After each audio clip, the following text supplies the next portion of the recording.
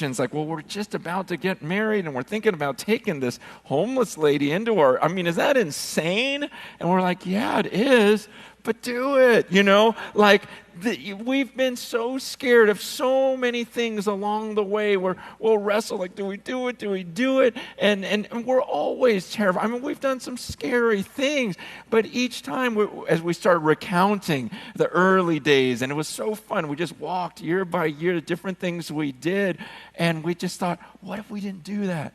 We would have missed out. Like, I'm so glad we just tried, we pursued. Man, this book is clearly about action, about let's stop talking and listening to another podcast and reading another book without doing anything. Let's assume, people always say, well, we were asked that yesterday. How do we know God's will? I'm like, read this thing. Man, true religion is to care for the widows and orphans. Go adopt a kid. Well, I don't know if God told me to do that. Yes, he did. Like, why? My question is, why wouldn't we assume adoption? Unless we hear a voice from heaven telling us to stop. But we do everything backwards. We go, well, I don't really want to do that, so I need to hear a voice from God. I'm going, no, you heard a voice from God. Now start doing it, start pursuing it, unless you're a voice saying, stop. Don't adopt, you weirdo. What are you thinking? Isn't that the voice we should be listening for? Because he already said something else. Then I better act upon this in some way. I'm not saying everyone should adopt, but maybe we should. I am saying it is ridiculous that there are like literally a million Christian churches in America, and there are 500,000 foster kids that no one wants. Does that make any sense to you? So it's like if every other church would adopt one child, but that's just too big. I'm just going, this is ridiculous. This is getting silly now.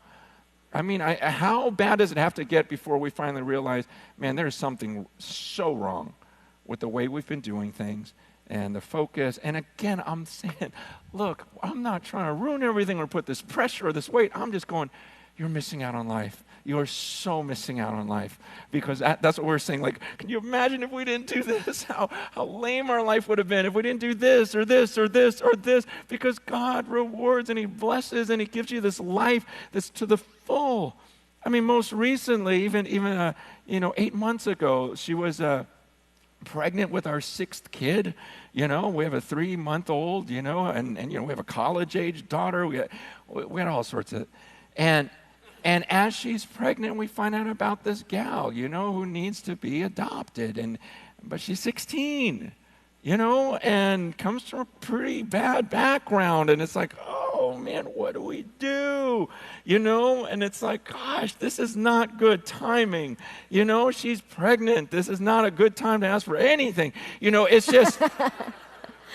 And yet, it's kind of like, well, what if we don't do it? What's going to happen to her and this and that, and to take her into our home? And I can't imagine life without her now.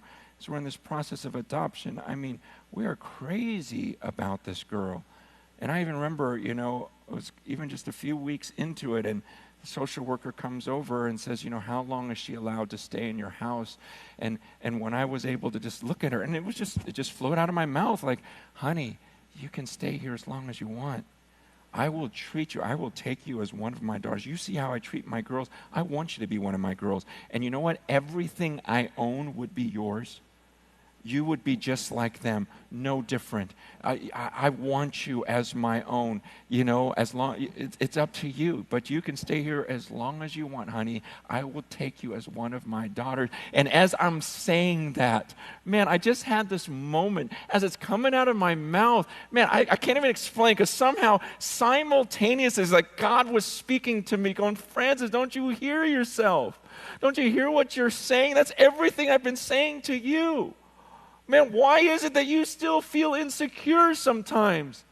Why is it? Why do you think you're able to just look at this person and say, look, I want to adopt you. Everything that's mine is yours.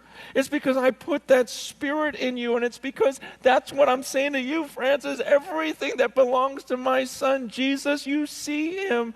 That's yours, all the riches and everything. I take you as my own son. And there was just this moment of security, of this reminding God, thank you for this spirit. Thank you that I get to kind of represent you here on earth and give that picture and just for my own life. And now that I just adore her and can't imagine life without her, I go, man, we would have missed out. Again, we would have missed out. Was it terrifying? Was it timing good? It's never good timing. Okay, that's something we learn. You just do things. You just pursue things. And yeah, you might make mistakes.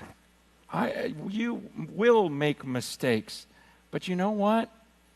You're guaranteed to make a mistake.